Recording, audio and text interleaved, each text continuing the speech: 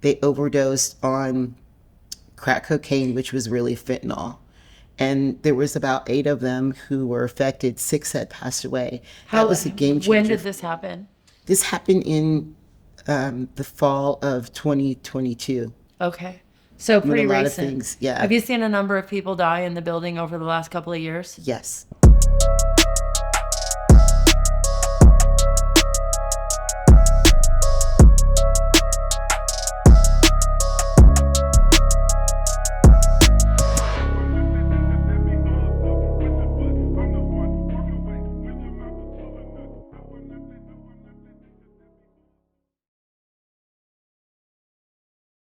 Thank you so much for choosing to interview today. I really appreciate it. So I usually have folks start out by introducing yourself and letting everybody that's watching know where we're at. Oh, yeah, definitely. So I'm Michelle Huckabee-Bjerk, and I'm originally from the East Coast, also the West Coast too, so kind of both coasts, but Seattle's my heart. And so I'm here in Seattle, Washington. I've been back here since before the pandemic really went in full-fledged. So I wasn't able to return back to New York, but I stayed here so that I could be with my Navy man. So that's kind of like it, my love of my life. Is he still here? Yeah, he's still here in Seattle. So where do you live, Michelle? I live in the Josephinum. It is here in downtown Seattle, right off the Blade. It's a Catholic Community Services building, correct? Yes, it is. I used to work for them. That's how I know. A lot of the questions I ask, I might know, or I might have already talked to you about, but I'm going to ask them like I don't know. Okay. So just bear with me. So how long have you lived there? 4 years. And that's a Housing First building, correct? So it's funny because I didn't even know anything about this Housing First. When I first came to Seattle, it was from evading domestic violence situation. Okay. For safety. I lived in the tiny house village, which he had gotten a tiny house prior to... Your significant other? Yes. Do you guys live together? And No, we don't. We still live apart, and it's okay because it's worked out. Yeah. So I'm still kind of like one of those people till I walk down the aisle with you. It's the Mormon girl in me, right? However, so many things have happened in the Josephinum. I guess they call it low barrier housing. Sure. Yeah, permanent supportive housing. Whatever that means. And so did you, were you referred to housing from the tiny home village? Correct. Okay. And who was governing or running the tiny home village? Was it Lehigh? Yes. Okay. I worked in social services here in Seattle for a long time. My partner's in the Lehigh program. Okay. And they tend to, if you're not married at the time, they just kind of separate you. It depends, if you guys are both going in. He was already in housing. Okay. An apartment, so forth, and then another tiny house village. Okay. So, which has been demolished since. So in the last 4 years, there's been many changes in this whole housing kind of conversation. Uh-huh. It's kind of ball rolling up for yourself or down. Mm-hmm. And for me, when I finally figured it out, I just basically was like, whoa, okay. I need to be the catalyst of my future here. And that's what I did. So you get into the housing and how was it for you? It was fine until my neighbors moved in and brought bugs. What kind of bugs? Roaches. Oh. And they got into your unit? Absolutely. Yeah. Absolutely. And did you ever talk to management about it? Yes, I did. And how did they respond? They did nothing for over a year. And so talk to me a little bit about... So it wasn't until they were notified of it in 2022, the beginning, and they did nothing.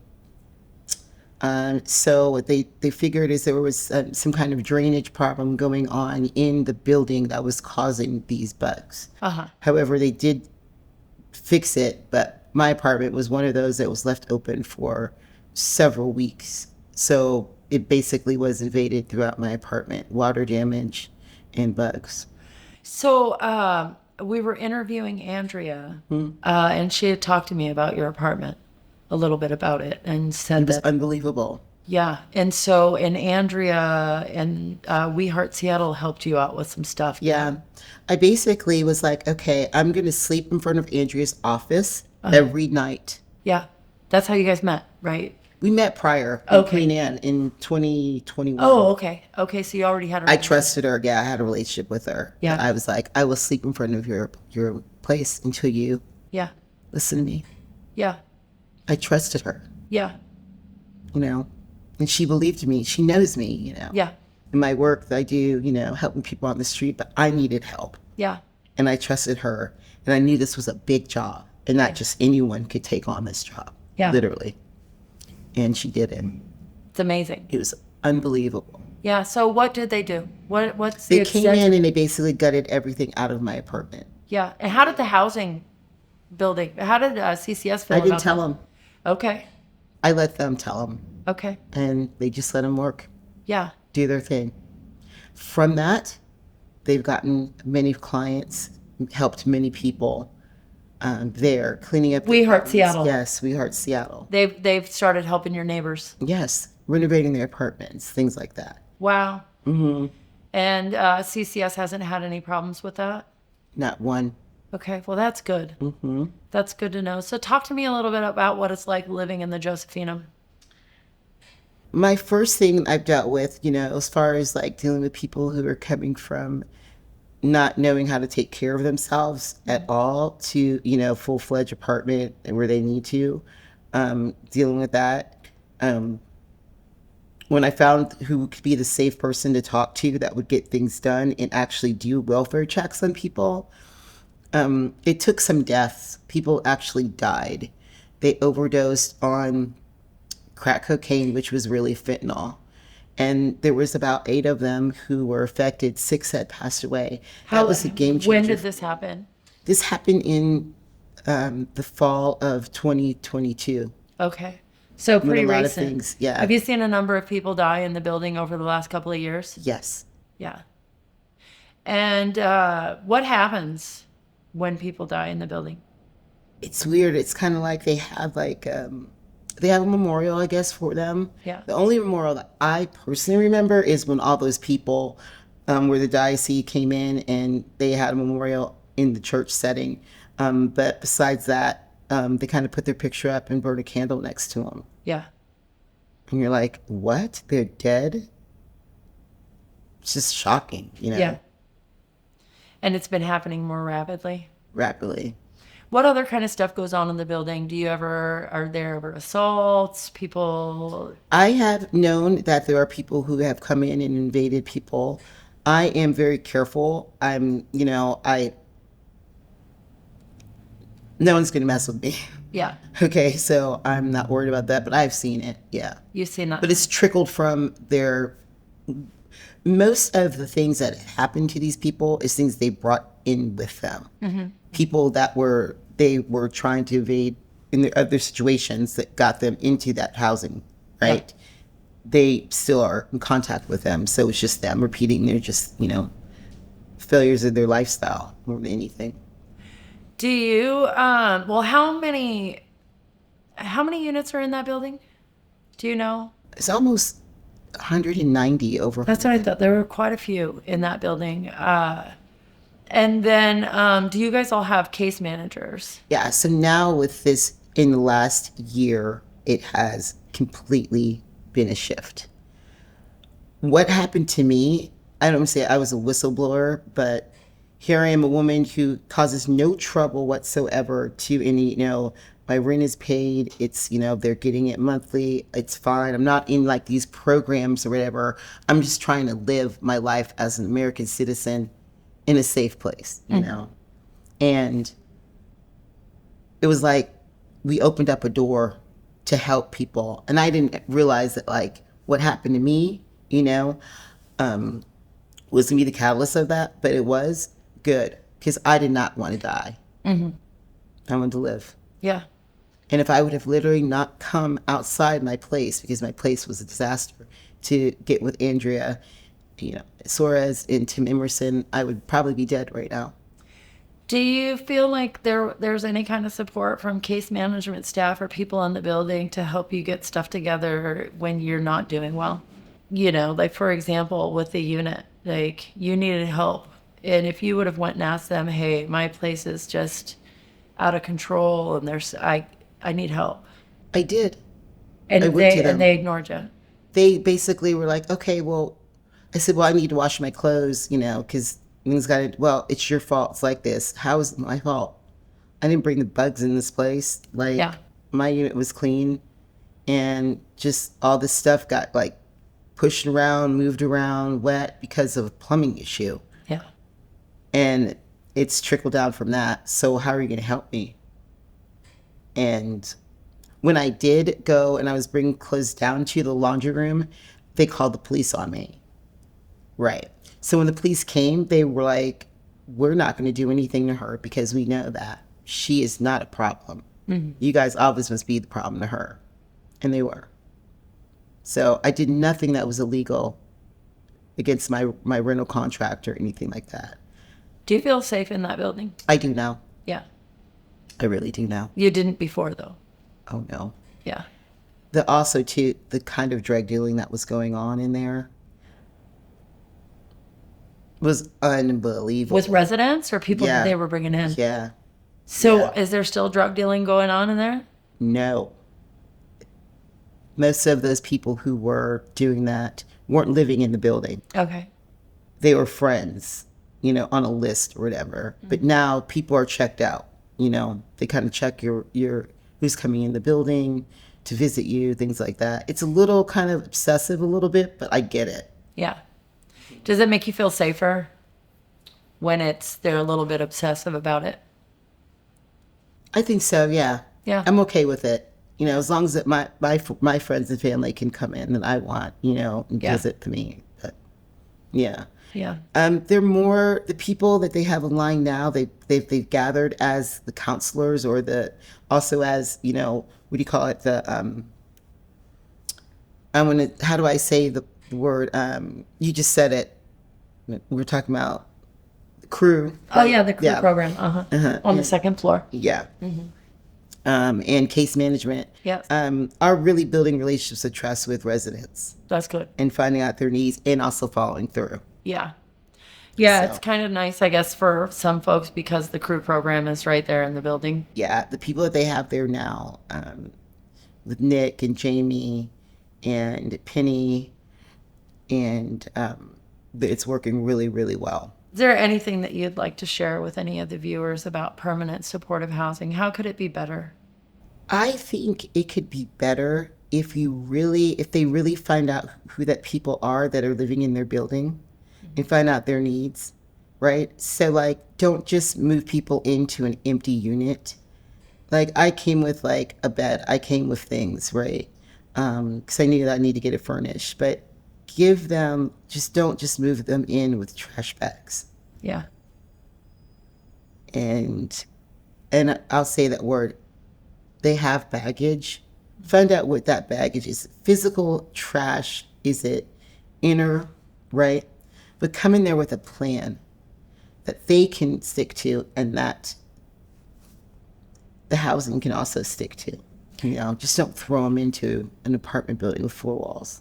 Do you think that the staff that are case management or that are supervising the building, do you think they have the capability of helping develop those plans? Do you think that they understand what it's like to come from where you come from? I didn't come from the streets, and I don't think my situation, and it's funny, domestic violence is still not being dealt with in the right way. Mm. I literally had to advocate for myself. And if I didn't do that, I wouldn't have gotten help. Yeah. In that, I wouldn't have had Andrea help me.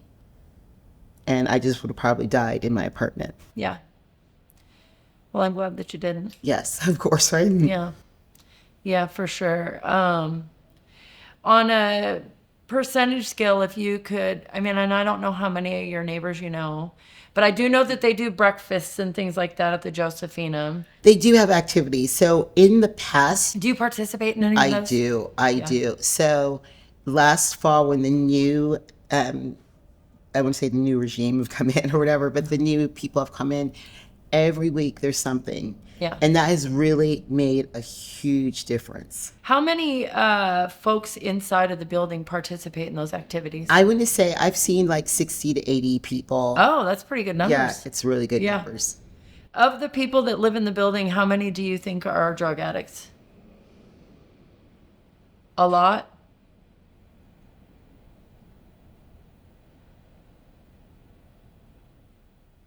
A lot. What? Do you ever see any of them go to treatment or anything like that? Yeah. Is it hard to see?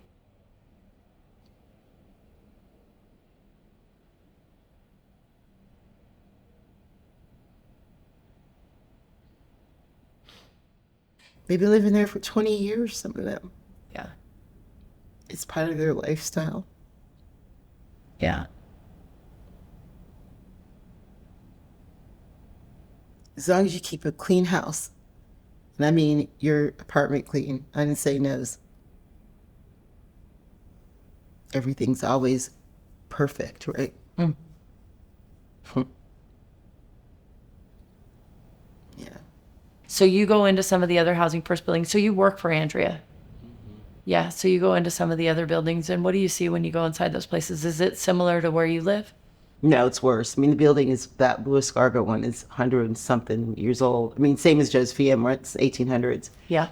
You just don't have the right people. You can have a basic maintenance come in and clean up, but you need structural. Yeah. The structural things need to be done. Yeah. Yeah. The people, like, okay, let me ask you this, though. The people that man the front desk, for example. Where the hell do they get these people? Yeah. They're usually ill-equipped to deal with the population based on where I come from. So what about Lewis and the Lewiston Scargo? You ever see the people at the front desk there? Same people that are working, they're kind of like, they work there and they work other buildings. Mm-hmm. Yeah. Yeah. Yeah. What about the tiny village? Talk about that a little bit. What was that like? You know, when the tiny village concept first started, it was great. Right. Okay. When the pandemics happened, it was like all the rules, everything, they just took the book and just flipped the book. And that seems to be what's going on everywhere. Mm-hmm. There seem to be lax procedures now, where they used to be pretty tight on their procedures, which doesn't mean that stuff crazy wasn't going on. So I used to work in a Catholic Community Services building for women down in Belltown. And, we were pretty tight on, allowing people in and out. But there was still all kinds of crazy stuff that went up inside the units that staff just really didn't get involved in. Oh, yeah, they were making drugs, heroin, and meth up in there. Totally. Domestic violence stuff, people in there, rapes, big assaults. Time. Yeah. I saw crime. All the time. All the time. Yeah. Mm-hmm. Yeah.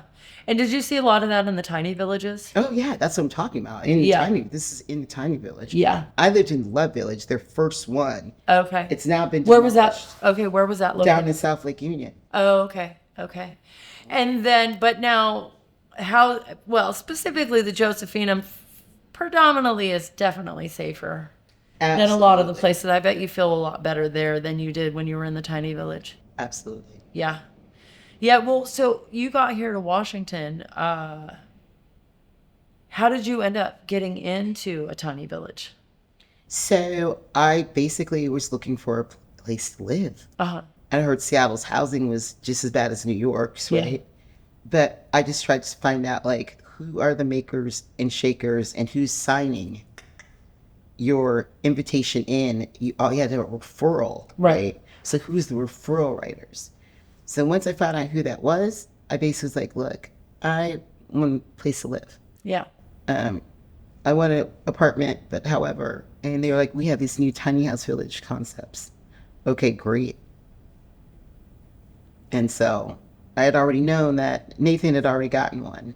Mm-hmm. He's my partner. And so he lived in one, and then he had transitioned to an apartment, living in a hotel, which was a 5-star hotel.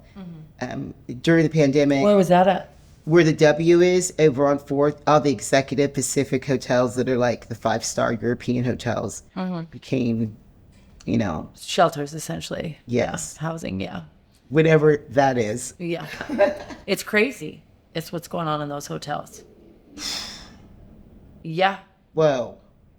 Yeah, let's talk about that a little bit. What kind of stuff did you see? I'm grateful that I did not have to lay my head in that place. Yeah, why? Anything goes Yeah, there's because staff on can't camera. just go in. Yeah, staff can't just go in the rooms. I know when the shelter program that I used to work for down on Rainier transitioned into a hotel, I wasn't working in social services anymore, but I would go visit my friends. They were right down by the Seattle Center at the Days Inn. Was it the Days Inn? The Holiday Inn. I think yes, through CCS. It used to be Lazarus Day Center. And so there were women being taped up naked in closets and people with guns and all kinds of crazy stuff going on. So you saw a lot of that kind of stuff, I'm guessing. Hmm? Yeah, because you can't take people from the streets and shove them inside of those spaces with no ability to supervise. Bad things happen. Bad things happen to women for sure. Yes. Bad things happen all over the place. Yeah. I'm just grateful that I did not get caught up in that. Yeah. That's where I really started helping, is pulling people out of that kind of stuff. And how did you do that? I just grab them. I would go up in there and I would just take them out of the apartment. I'm not scared. Yeah. What do you expect for your life in the next coming years? Do you see yourself staying there forever? Or what is your No, plan? not at all. We've talked about me moving. I've been there for 4 years now. I'm ready to move. Yeah. Yeah, next year or so, be reunited with my family. I got a divorce. I'm happy about that, being united with my son. And everything's worked out with that. It's going to be nice. And I think they're making it more where it's more self-efficient for people to live there. And it's gotten better. For me, at least, tremendously. Yeah. Well, thank you, Michelle. Yes. Yeah, I really appreciate you taking the time to talk to us. Absolutely. Thank you so much. Yes, ma'am. Can I give you a hug? Yes. Awesome. Thank you.